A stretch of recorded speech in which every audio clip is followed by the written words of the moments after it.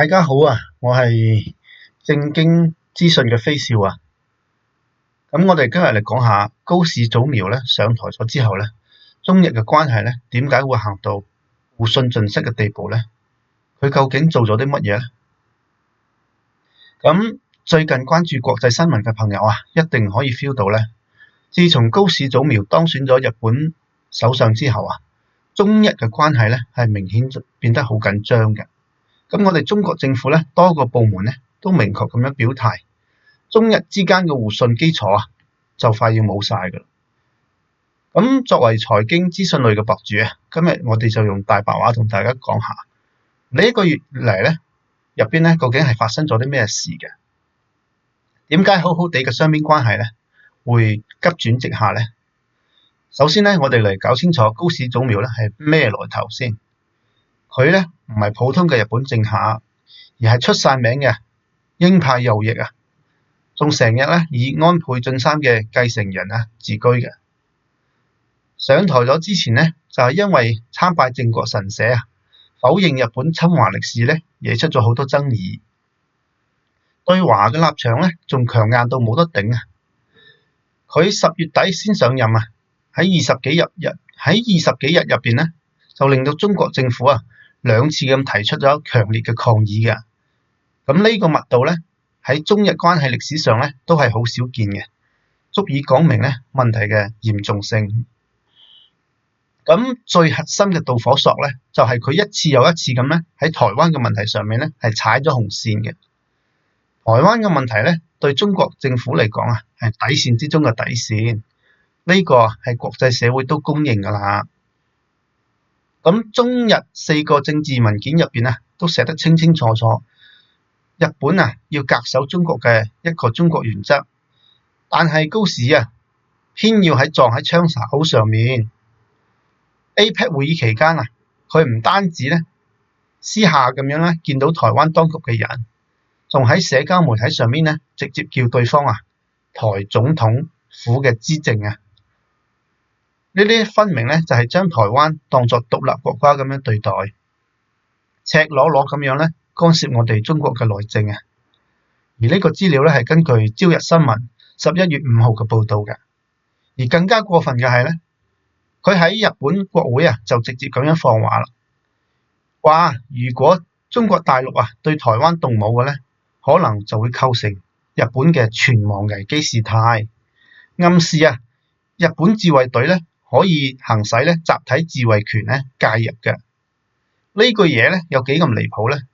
連日本啊前首相啊野田佳彥啊都嚇親，話歷任啊首相咧喺類似嘅問題上面咧都係好克制嘅，但係佢咧喺呢個方面嘅有幾咁冒進咧，風險咧實在真係太大啦。要知道啊，日本軍國主義啊當年啊就係以呢個全亡危機為藉口咧，係發動侵華戰爭嘅。而家咧重提呢句嘢咧，唔單止啊挑戰中國嘅核心利益啊，仲刺痛咗歷史嘅傷痕。你話中方點會唔嬲啊？而更加令人唔可以接受嘅係啊，面對質疑嘅時候啊，佢仲死唔認啊！日本在野黨啊追問佢要唔要撤翻涉台嘅言論咧，佢只係話咧以後咧會盡量啊係避免類似嘅講法，但係咧堅決咁樣係唔會撤回嘅，分明咧就係知錯不改啦。而且啊，佢組嘅內閣咧都係充滿咗親台派嘅。日本議員近談會啊係日華議員咧近談會啊嘅會長啊、事務局長咧都被委以重任。呢啲咧近談會咧本身咧就係專門搞咧日台友好嘅，變相支持台獨嘅組織嚟嘅。咁呢個內閣陣營咧係好難唔令人咧懷疑日本咧就係要系統性咁破壞一個中國嘅原則嘅。除咗台灣問題啊，高市早苗咧嘅整體對華政策咧都係全面咁樣轉向強硬嘅。安全上咧，佢仲明確咁樣要求啊，將防衛預算咧提高到 GDP 嘅2%以上啊，仲更加咧係要發展呢個反擊能力嘅。講白咗咧，就係要擴軍啦。外交上咧，佢仲要死咁樣咧，係綁住日美同盟，仲咧積極咁樣推進咧美日韓嘅三邊合作嘅。跟住美國搞咧所謂嘅自由開放印太戰略，本質上啊就係要拉齊晒啲盟友咧一齊牽制中國嘅。經貿上咧仲加搞笑啦，口口聲聲咧話唔想同中國全面脫鈎，但係實際上咧半導體啊、人工智能呢啲關鍵嘅領域咧，正喺度咧係加速咁樣去中國化嘅供應鏈，配合咧美國對華嘅技術封鎖啊，呢個咧就係典型咁樣講一套做一套啦。咁點解中日互信基礎就冇咗？互信呢樣嘢靠嘅係雙方嘅守承諾啦、重承諾啦。中日建交咁多年啊，都能夠保持關係嘅前提咧，就係要尊重彼此嘅核心利益，遵守之前達成嘅共識啊。但係高市上台之後咧，將呢啲共識啊全部拋諸腦後，承諾嘅一個中國原則啊，佢用實際性嘅行動咧係推翻咗嘅。講好嘅唔干涉內政咧，佢仲變本加厲咁樣挑人嘅。歷史嘅教訓仲擺喺度咧，但係佢咧仲要偏要走向咧右翼嘅路線。中國政府嘅3連問其實咧都已經講得好清楚啦。佢呢啲言論到底想俾台獨嘅勢力咧係傳達一啲咩信號咧？係唔係啊？要阻撓中國嘅統一咧？到底啊想將中國同埋日本嘅關係咧係引導去邊度咧？呢啲問題答唔出咧，因為佢嘅所作所為咧，本質上就係要破壞中日關係嘅根基。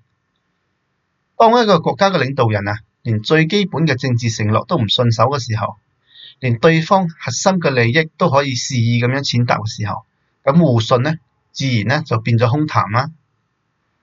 可能有人會問啊，佢究竟點解夠膽去做咧？一方面咧，係佢自己嘅右翼底色咧。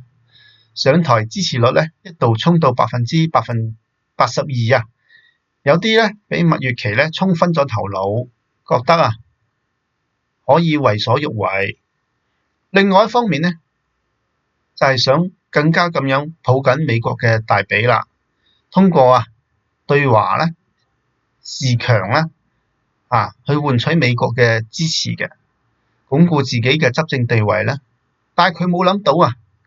中日關係唔係細路仔玩嚟沙，佢呢種碰瓷式嘅外交啊，最終咧都只會令日本咧係自食惡果嘅啫。而家嘅中日關係啊，政治安全領域嘅對立咧越嚟越明顯啦，但係經貿上咧係仲未完全撕破面嘅。畢竟咧中日咧係重要嘅貿易夥伴嘅，全面脫鈎咧，對日本咧個經濟傷害咧都非常之大，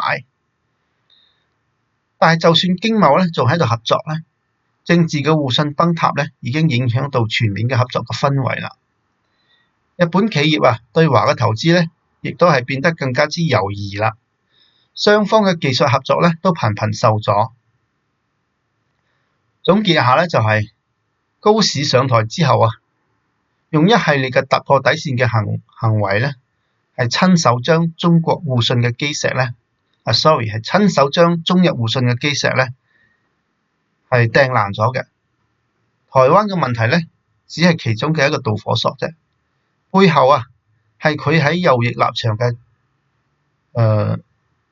立場啊，同埋對華嘅強硬戰略咧，呢個咧唔單止令中日關係啊陷入僵局，仲俾東亞地區啊嘅和平穩定咧，帶嚟咗極大嘅風險嘅。對我哋嚟講咧，要睇清楚佢嘅真實圖謀咧，亦都係要警惕咁日本嘅右翼道路上咩越行越遠嘅危害嘅。以上咧就係好多新聞咧嘅截取啦，同埋一啲數據嘅整理嘅。作為財經類嘅博主咧，後續咧我仲會更新相關嘅一啲動態嘅。大家如果有咩嘢意見咧，可以喺下邊嘅評論嗰度留言嘅，歡迎大家關注，我哋下一期再見，拜拜。